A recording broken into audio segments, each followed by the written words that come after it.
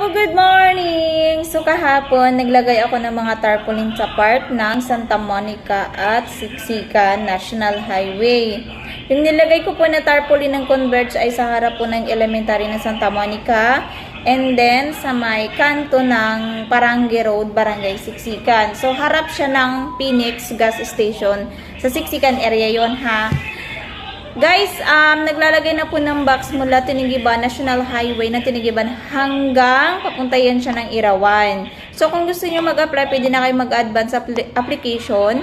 And then, kapag activated na yung box, pwede nang i-process and then, pwede na kayo ma-installan. Kaya guys, try nyo na. So, ano pang hinihintay nyo? Meron kaming 888 na up to 35 Mbps. So, unlimited na yun, no data capping. Try nyo na! Basta guys, kapag manggagaling kayo ng Tinigiban, so marami na yung boxes dyan sa National Highway. Basta around 300 meters siya. Apply na kayo.